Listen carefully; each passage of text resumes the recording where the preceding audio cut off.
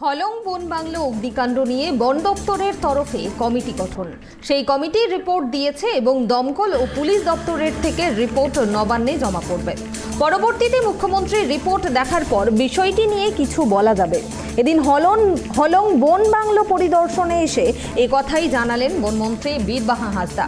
এদিন দুপুর নাগাদ জল্লাপাড়াতে আসেন মন্ত্রী এবং আলিপুরদুয়ার বিধায়ক সুমন কাঞ্জিলালকে সঙ্গে নিয়ে।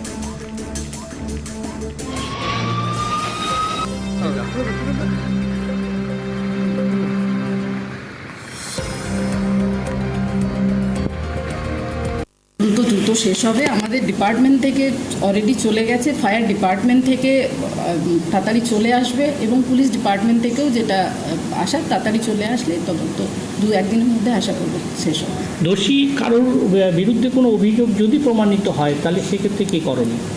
দেখুন, সেই আপনারা বলছেন দোষী দোষী দোষী দোষী কে?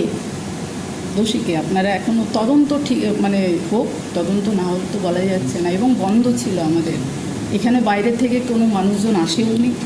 এবং আপনাদের আর একটা জিনিস বলছি যে শর্ট সার্কিট থেকে হয়ে থাকবে, শর্ট সার্কিট থেকেই হয়েছিল আমি আশা করব। কারণ আমার ডিপার্টমেন্টের যারা যথেষ্ট মন প্রাণ দিয়ে জঙ্গলটাকে ভালোবেসে আঁকড়ে ধরে রাখে এবং তাদের পাশে তখনও ছিলাম, এখনও আছি, পরেও থাকবো। তারা যেভাবে জঙ্গলটাকে বাঁচানোর জন্য দিন রাত কাজকর্ম করেন। কারণ আমি বরাবর একটা জিনিস বলে এসেছি, পুলিশ ডিপার্টমেন্ট মানুষের সাথে লড়াই করে। আমার ফরেস্ট ডিপার্টমেন্ট শুধু মানুষের সাথে নয়, জঙ্গলটাকে বাঁচানোর জন্যও লড়াই করেন, পশু পাখিদেরকে ভালো রাখার জন্যও লড়াই করেন, এতগুলো জিনিসের সাথে লড়াই করেন, 24 ঘন্টা কাজ করেন তারা। তো তাদের দিকে যারা আঙুল তুলছেন আমি তাদেরকে বলবো, অনুরোধ করব, তদন্তটা শেষ হতে দিন, আপনাদের কাছে সঠিক তথ্যটা চলে আসবে।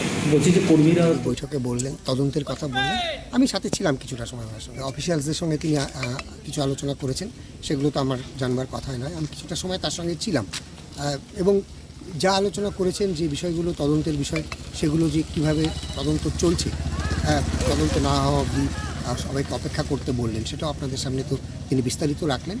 এতটুকু আমি শুনেছি। জনপ্রতিনিধি, আমরা মন্ত্রীর সঙ্গে গেছি, মন্ত্রী জনপ্রতিনিধি। আপনাদের তো মন্ত্রী বললেন, কেউ যদি স্বাভাবিকভাবে সদর্থকভাবে বিষয়টিকে দেখতে চায়, সবাই এখানে আছে।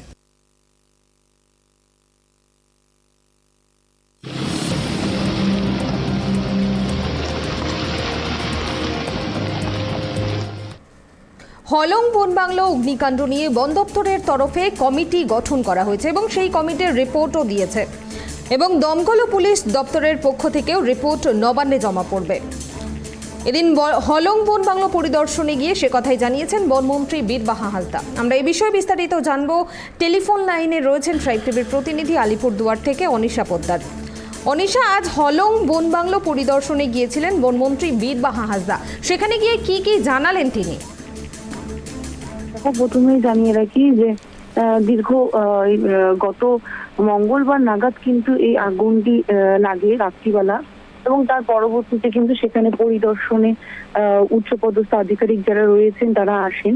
এবং আজ এই বনবাংলোতে কিন্তু বর্তমানে যিনি দায়িত্বপ্রাপ্ত বনমন্ত্রী রয়েছেন বীরবাহা হাঁসদা, তিনি কিন্তু আসেন এবং আসার পর তিনি জানিয়েছেন যে সম্পূর্ণ ঘটনায় আমরা ইতিমধ্যেই তদন্ত শুরু করেছি এবং মূলত কি কারণে আগুনটা লাগলো বা এই এত প্রাচীন একটি ঐতিহ্য বাংলো, সেই বাংলায় আগুন লাগলো, সেটা সম্পূর্ণটা কিন্তু আমরা খতিয়ে দেখছি, এমনটা কিন্তু তিনি মন্তব্য করেছেন। শুনানি। ধন্যবাদ অনিশা। আপনাদের আবারও একবার জানাবো, হলং বন বাংলো অগ্নিকাণ্ড নিয়ে বন দপ্তরের তরফে কমিটি গঠন করা হয়েছে এবং সেই কমিটির রিপোর্টও জমা দিয়েছে। অন্যদিকে দমকল ও পুলিশ দপ্তরের পক্ষ থেকেও রিপোর্ট নবান্নে জমা করা হবে। পরবর্তীতে মুখ্যমন্ত্রীর রিপোর্ট দেখার পর বিষয়টি নিয়ে কিছু বলবেন। এদিন হলং বন বাংলো পরিদর্শনে এসে এই কথাই কিন্তু জানিয়েছেন বনমন্ত্রী বীরবাহা হাঁসদা। আপনাদের জানাবো, এদিন দুপুর নাগাদ জলদাপাড়াতে আসেন মন্ত্রী বীরবাহা হাঁসদা এবং আলিপুরদুয়ার বিধায়ক সুমন কাঞ্জিলাল। এবং সুমন কাঞ্জিলালকে সঙ্গে নিয়ে মন্ত্রী বীরবাহা হাঁসদা তিনি হলং বন বাংলো পরিদর্শনে যান।